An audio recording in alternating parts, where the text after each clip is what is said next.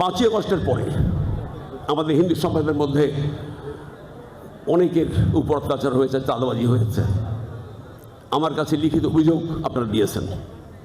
হিন্দু বৌদ্ধ খ্রিস্টান পরিষদ থেকে ঢাকার সেন্ট্রাল থেকে আমাকে বলা হয়েছে যে সিরাজ ভাই, আমরা বিহিত বিচার চাই, হিন্দু সম্প্রদায়ের উপর অত্যাচার হচ্ছে।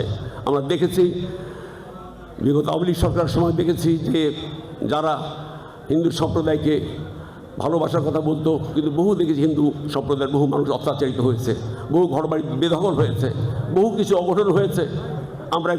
আমরা দেখতে চাই না, আমরা দেখতে চাই না। আজকে আমাদের দল ক্ষমতায়, আমাদের নেতা আজকে প্রধানমন্ত্রী জনাব তারেক রহমান সাহেব, আমাদের এই সব নেতারা সব আমরা সরকারি দলের, আমরা সব কর্মী। আজকে আমার কোনো কর্মী যদি আপনাদের দখলদারিতে যায়, আমার কর্মী যদি আজকে আপনাদের চাঁদাবাজিতে যায়, মাদকে যায়, আমরা বরদাস্ত করবো না, ইনশাআল্লাহ কোনোভাবে বরদাস্ত করবো না।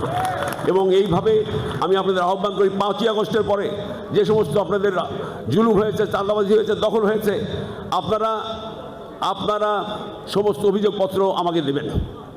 এবং আপনারা সাহস দিচ্ছে আপনাদেরকে, আমরা যারা মামলা করতে পারেন এই মামলা করেন। কেন মামলা করবেন না?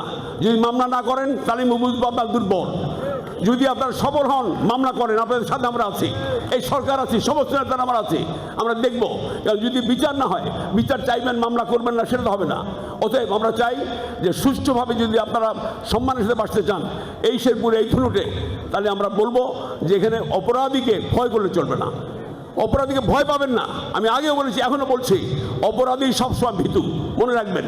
কাজে এই অপরাধীর বিরুদ্ধে সোচ্চার হয়ে যান। সোচ্চার না হলে আমরা ব্যবস্থা গ্রহণ করতে পারবো না।